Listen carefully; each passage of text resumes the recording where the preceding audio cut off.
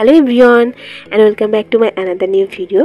আমি এই ব্যাগ বানানোর ভিডিওটা অনেক দিন আগে শেয়ার করেছিলাম। এটাতে আপনারা অনেক বেশি রেসপন্স করেছিলেন আর অনেকে আমাকে কমেন্ট করে জানিয়েছিল দিদি আরও অনেক ব্যাগ বানানোর ভিডিও আপলোড করো।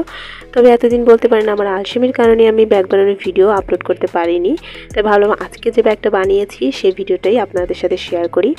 আমি যে ব্যাগটা আজকে বানিয়েছি এটা কিন্তু খুবই ছোট আর খুবই কমফোর্টেবল একটা ব্যাগ। আমরা নিত্যদিনের বিভিন্ন প্রয়োজনে এই ব্যাগটা ক্যারি করতে পারি। অল্প স্বল্প টাকা ক্যারি করার যখন প্রয়োজন হবে তখন আমরা এই ব্যাগটা খুব ইজিলি নিয়ে যেতে পারি বাইরে। তো চলেন কিভাবে বানিয়েছি সেটাই আমি দেখাচ্ছি। খুব সহজভাবেই আমি ব্যাগটা তৈরি করেছি, আহামরি কিন্তু কোনো কঠিন কিছু নাই এখানে, আপনারা চেষ্টা করলে অবশ্যই পারবেন। এখানে আমি 17.5 ইঞ্চির একটা বক্রম কেটে নিয়েছি।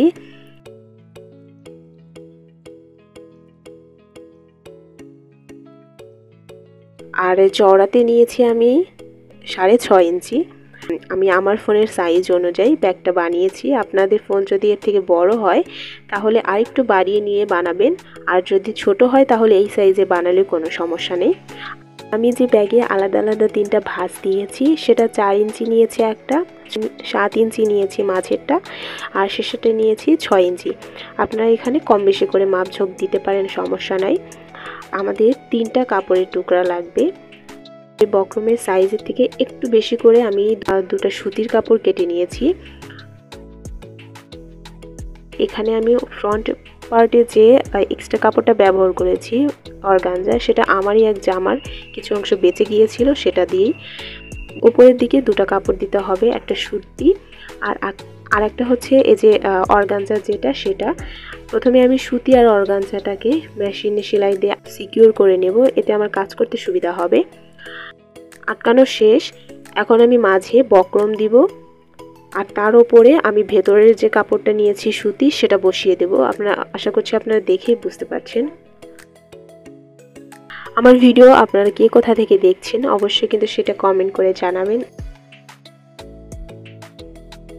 সবকিছু সিকিউর করে নিচ্ছে একটা মাঝ বরাবর সেলাই দিয়ে, এতে কাজ করতে আমার সুবিধা হবে, কাপড় এলোমেলো হয়ে যাবে না।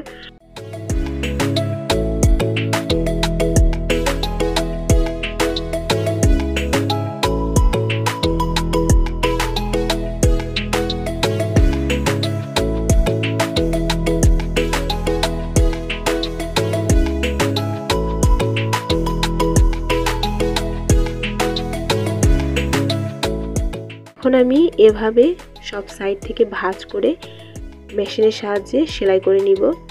আপনারা এখানে হাত দিয়েও সেলাই করতে পারেন, তবে মেশিন দিয়ে সেলাই করলে জিনিসটা বেশি টেকসই হবে। আপনারা চেষ্টা করুন মেশিনের সাহায্যে সেলাই করে নিতে, আর যদি সম্ভব না হয় সেক্ষেত্রে হাত দিয়েও সেলাই করে নিতে পারেন। এখন আমি চারিপাশে ঠিক এভাবেই সেলাই করে যাব। আমার চ্যানেলের ভিডিওগুলো যদি আপনাদের ভালো লেগে থাকে অবশ্যই আমার চ্যানেলটিকে সাবস্ক্রাইব করে পাশে থাকা বেল আইকনটি ক্লিক করে দিবেন, আর আমার চ্যানেলটি ফ্যামিলি ও ফ্রেন্ডদের মধ্যে শেয়ার করে দিবেন যাতে বেশি বেশি আমার সাবস্ক্রাইবার বেড়ে যায়, আর আপনাদের জন্য আরও নিত্য নতুন ভিডিও যেন আমি শেয়ার করতে পারি সেই আশীর্বাদটাই সবসময় করবেন। আর আপনারা কী ধরনের ব্যাগের ভিডিও দেখতে চান সেটাও কিন্তু আমাকে কমেন্ট করে জানাবেন, আর আমি চেষ্টা করব সেই ব্যাগের ভিডিওটা আপনাদের সাথে শেয়ার করার। আমার সেলাই করে নেওয়া হয়ে গেছে। নিচের যে অংশ আমি ভাঁজ করেছিলাম 2 ভাঁজে, এখন ওই সাইড দিয়ে আমি একটা সেলাই করে নিয়েছি, এটাও আমি মেশিনের সাহায্যে সেলাই করেছি। ছোটোখাটো জিনিস ক্যারি করার জন্য কিন্তু ব্যাগটাতে যথেষ্ট জায়গা আছে। এখন আমি 2টা টিপ বোতাম লাগিয়ে নিয়েছি এখানে, আর এইটাকে আমাদের এখানে টিপ বোতামই বলে, আপনাদের ওখানে কি বলে অবশ্যই কিন্তু সেটা কমেন্ট করে জানাবেন। আর এখানে আপনারা চাইলে আরও শক্ত কোনো টিপ বোতাম ইউজ করতে পারেন। এখন এই ব্যাগটাকে আরও বেশি আকর্ষণীয় করে তোলার জন্য এখানে আমি টার্সেল লাগিয়ে নিয়েছি। এখন কিন্তু ব্যাগটা অনেক বেশি শক্ত হয়ে গিয়েছে, অবশ্যই সেলাই করার সময় সাবধানতা অবলম্বন করে সেলাই করে নেবেন।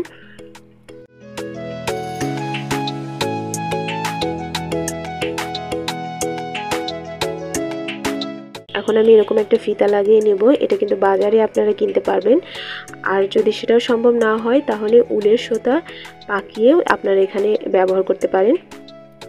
এটা আমি হাত দিয়ে সেলাই করে লাগিয়ে নিব। এতে তৈরি হয়ে গেল ব্যাগটা। খুব সহজ না, আপনারা এভাবে কিন্তু বাড়িতে তৈরি করে দেখতে পারেন। আজকের ভিডিওটা এই পর্যন্তই। আর আমার আজকের এই ব্যাগ বানানোর ভিডিওটা কেমন লাগলো অবশ্যই কিন্তু সেটা কমেন্ট করে জানাবেন। তো এতক্ষণ আমার পাশে থাকার জন্য অনেক অনেক ধন্যবাদ। দেখা হচ্ছে পরবর্তী কোনো ভিডিওতে। ততদিন ভালো থাকবেন সবাই। টাটা।